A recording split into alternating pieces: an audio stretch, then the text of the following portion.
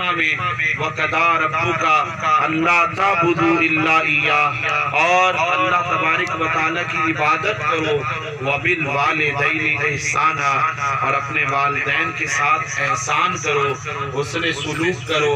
مفسرین کرام نے یہاں نقطے بیان فرمائے کہ یہاں دو چیزوں کا ذکر ہوا۔ کتنی چیزوں کا؟ دو چیزوں کا۔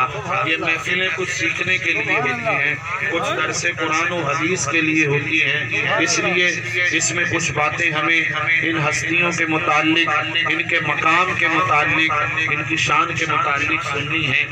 دو چیزیں بیان فرمائیں، وَقَضَىٰ رَبُّكَ أَلَّا تَعْبُدُوا إِلَّا إِيَّاهُ، فرمایا اپنے رب کی عبادت کرو، وَبِالْوَالِدَيْنِ إِحْسَانًا، اور اپنے والدین کے ساتھ حسن سلوک کرو۔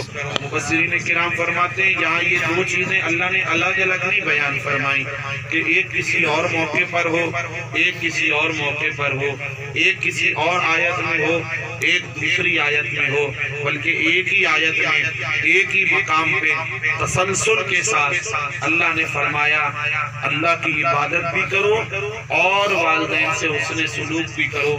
یہ ایسے ہی ہے اگر کوئی کہے وَأَقِیمُوا الصَّلَاةَ وَآتُوا الزَّکَاةَ، میں نماز قائم کرنے کو تو مانتا ہوں، وَآتُوا الزَّکَاةَ، زکوٰۃ ادا کرنے کو نہیں مانتا۔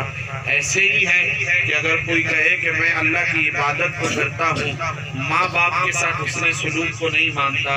اللہ نے عبادت کے ساتھ جوڑا ہے حسن سلوک، والدین کے ساتھ حسن سلوک کو۔ مطلب کیا ہے کہ اگر کوئی عبادت کرے، نمازیں پڑھے، حج کرے، مگر ماں باپ کا نافرمان ہو، ماں باپ کا جو ہے وہ احسان فراموش ہو، اور ماں باپ کے ساتھ اس کا رویہ ٹھیک نہ ہو، تو یاد رکھے اللہ اس کی عبادتیں قبول نہیں کرے گا، اللہ اس کی سجدہ کرنا، سجدہ گزاریاں قبول نہیں کرے گا۔ اللہ قبول تب کرے گا جب عبادت بھی کرے اور ماں باپ کے ساتھ حسن سلوک بھی کرے۔ یہ دونوں باتیں یہاں جوڑ دی ہیں اور جوڑ کے ارشاد فرما دیا ہے۔ اللہ پر آج ایسے لوگ بھی ہیں جو عبادتیں تو کرتے ہیں مگر ماں باپ کا خیال نہیں رکھتے، ماں باپ سے حسن سلوک نہیں کرتے۔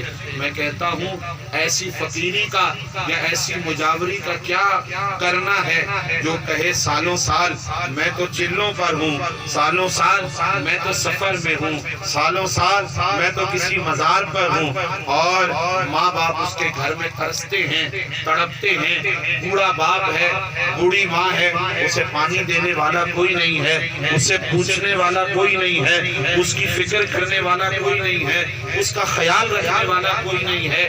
اللہ اکبر، یاد رکھو پوچھا جائے گا اولاد سے کہ تم نے سارے کام دنیا کے کیے تھے، ماں باپ کا حق ادا کیا تھا یا نہیں؟ جب تمہیں ان کی ضرورت تھی تو انہوں نے تمہارا ساتھ دیا، جب چھوٹے سے تمہیں انہوں نے پالا پوسا بڑا کیا، تمہاری انگلی پکڑ کے چلانا سکھایا، تمہارے ہاتھوں میں توڑ توڑ کے منہ میں نوالے انہوں نے ڈالے، تمہاری ہر خوشی کی خاطر اپنی ہر خوشی قربان کی، تمہارے سکھ کے لیے انہوں نے دکھ جھیلے، تمہاری خوشی کے لیے انہوں نے غم کی دھوپ کو برداشت کیا۔ اگر انہیں دھوپ میں جلنا پڑا تو وہ تمہاری خاطر جلے، اگر انہیں سردی کے اندر انہیں ٹھٹھرنا پڑا تو وہ تمہاری خاطر ٹھٹھے۔ تم نے کیا کیا؟ انہوں نے تمہاری شادیاں کی، انہوں نے پیسہ لگایا، اور جب تم اس قابل ہو گئے، جب تمہاری کمر بھی مضبوط ہو گئی، تمہاری ٹانگیں بھی مضبوط ہو گئی، تم چلنے کے بھی قابل ہو گئے، تم پھرنے کے بھی قابل ہو گئے، تم دنیا کی آسائشیں حاصل کرنے کے بھی قابل ہو گئے، تم دولت کے انبار حاصل کرنے کے بھی قابل ہو گئے، اب تمہارا رکھ رکھاؤ ہے، اب تمہارا اسٹیٹس ہے، اب تمہیں کہتے ہو کہ ہمارا اسٹیٹس ہے بڑا، کہیں یہ نہ ہو کہ ہمارا بوڑھا باپ آ جائے، ہماری بوڑھی ماں آ جائے تو کسی کے سامنے ہمارا اسٹیٹس نہ کم ہو جائے، ہماری شان نہ کم ہو جائے، ہماری پگ نہ نیچی ہو جائے۔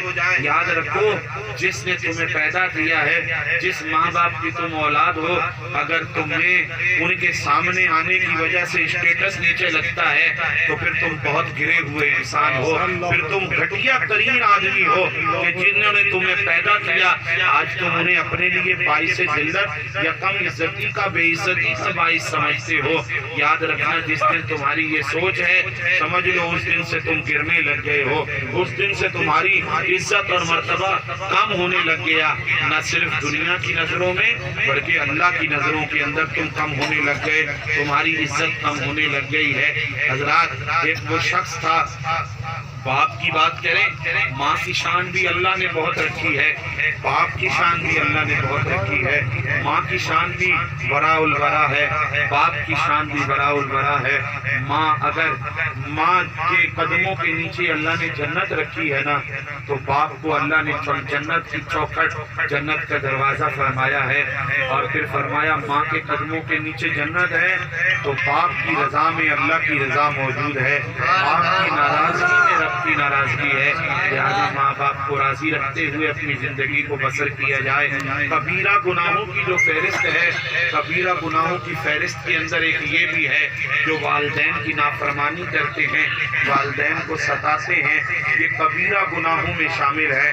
اور فرمایا بہت سارے ایسے گناہ ہیں جن کی سزا تو اس دنیا سے جانے کے بعد ملے گی, مگر والدین کو ستانا اور ان کی نافرمانی کرنا یہ ایسا گناہ ہے جس کی سزا اللہ اس دنیا میں مرنے سے پہلے دیا کرتا ہے. اس لیے آج کی اس محفل میں جو آئے ہیں, ہمیں ہمارے ماں یا باپ میں سے جو زندہ ہیں ہمیں ان کی قدر کرنی چاہیے. ان کا دل دکھایا ہے تو انہیں راضی کر کے اس دنیا میں رہنا چاہیے, اس دنیا سے جانے سے پہلے پہلے انہیں راضی کرنا چاہیے. اگر وہ ناراض چلے گئے یا انہیں ناراض رکھ کے تم اس دنیا سے چلے گئے تو یاد رکھنا قبر بھی اچھی نہیں ہے, حشر بھی اچھا نہیں ہے, اور دنیا میں رہتے ہوئے اگر وہ ناراض چلے گئے تو پھر تمہاری دنیا بھی کسی کام کی نہیں ہے. اور یاد رکھیے گا آج جو سلوک اپنے ماں باپ کے ساتھ ہے کل وہ آپ کے ساتھ بھی ہوگا. آج آپ کتاب خود لکھ رہے ہیں, کل یہ پریکٹیکل آپ کے ساتھ ہونا ہے. اور اگر آج کسی کے ساتھ ہو رہا ہے تو میں انہیں کہتا ہوں ذرا پیچھے نظر دوڑاؤ, کہیں تم نے یہ کتاب خود تو نہیں لکھی تھی, کہیں تم نے یہ تھیوری خود تو نہیں بنائی تھی. آج وہ تمہارے سامنے اگر یہ نظر آ رہا ہے تمہاری اولاد کا سلوک, تمہارا سلوک کیا تھا وہ بھی ذرا یاد کرنا ہے. اور اگر اب بھی یاد آ جائے کہ غلطی کر بیٹھے تھے تو اور ناراضگی میں ہی بھیج دیا تھا, آج بھی وقت ہے, آج بھی ماں یا باپ میں سے کوئی ایک بھی ہے اس کو منا لو. ان کی قبریں ہیں, قبروں پہ جا کے راضی کر لو, معافی مانگ لو. معافی مانگنا تمہارا کام ہے, معاف کرنا رب ذوالجلال کا کام ہے. حضرات اب یہاں سے میں ایک بات اور کرنا چاہتا ہوں. سرکار دو عالم صلی اللہ علیہ وآلہ وبارک وسلم کی خدمت اقدس کے اندر ایک شخص حاضر ہوا اور اس نے سرکار کی خدمت میں ایک شکایت لگائی. اور وہ شکایت کیا تھی؟ یا رسول اللہ صلی اللہ علیہ وسلم, شکایت یہ ہے, میرا مقدمہ یہ ہے کہ میرا والد ہے اور میرا والد مجھ سے پوچھے بغیر میرے پیسے نکال لیتا ہے اور خرچ کر ڈالتا ہے. سرکار علیہ السلام نے اس کا یہ مقدمہ سنا تو سرکار علیہ السلام نے اس مقدمے کو سننے کے بعد حضور علیہ السلام نے اس کے والد کو بلوایا. اور جب اس کے والد کو بلوایا, اس کا والد جب اسے پیغام ملا, میں مختصر کروں گا کیونکہ یہ طویل واقعہ ہے, وقت مختصر ہے. سرکار نے جب اسے بلایا نا تو وہ اس کا والد جب سنتا ہے کس نے بلایا, حضور نے بلایا, اسے پتہ چلا حضور کی بارگاہ میں اس کے بیٹے نے اس کی شکایت کی ہے. تو بس گھر سے نکلا تو دل میں غمگین حالت لیے, آنکھوں میں آنسو لیے اور سرکار کی خدمت میں حاضر ہونے لگا ہے. دل ہی دل میں پریشانی میں کچھ سوچتا آ رہا ہے.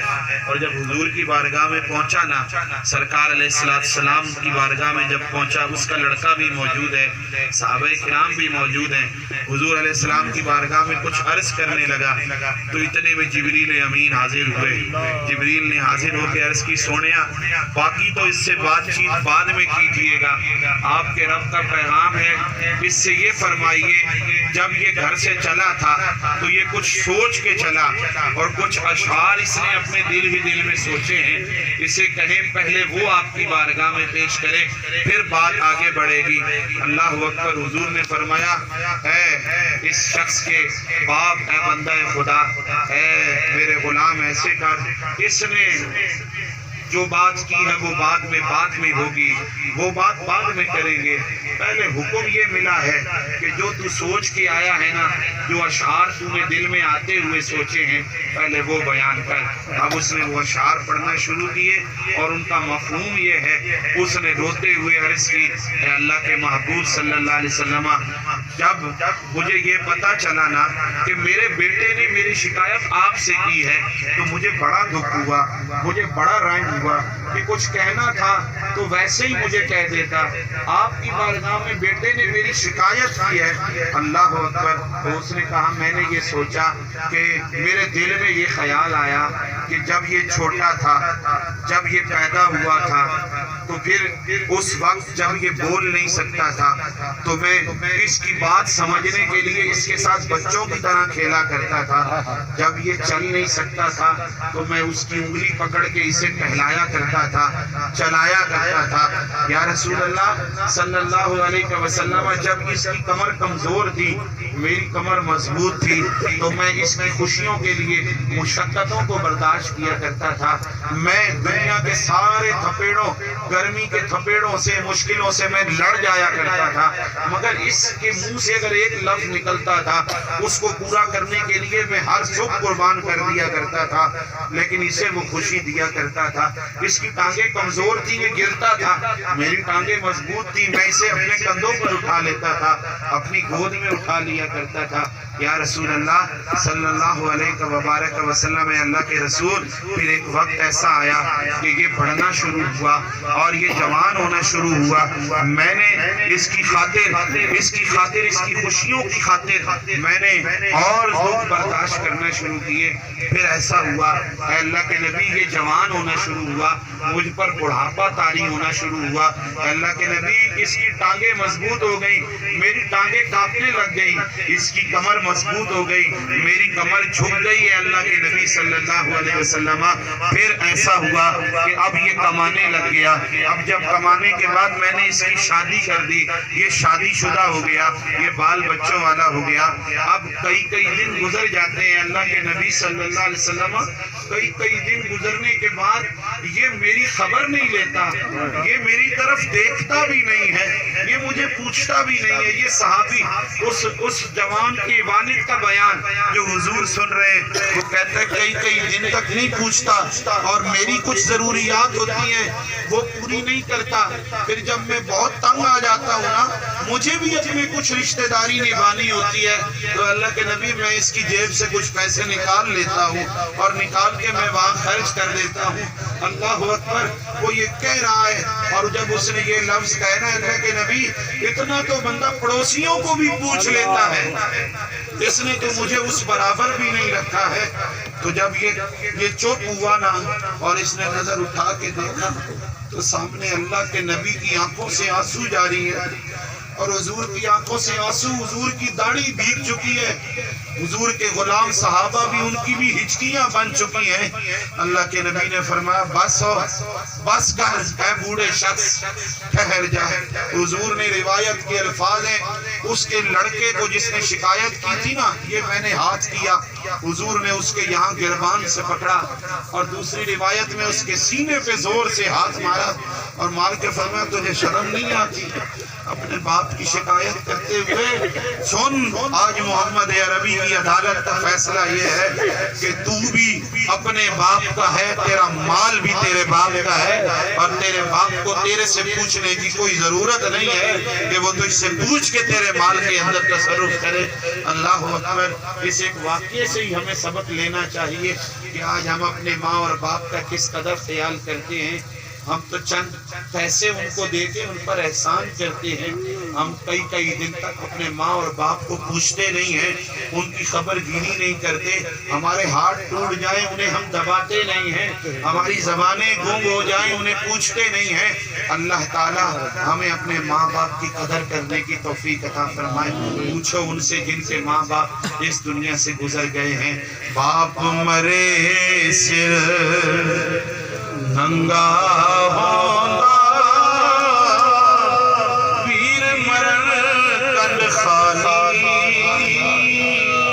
ماما باج محمد بخشا، کون کرے رکھوانی، بھائی بھائیاں دے در در بڑھا دے،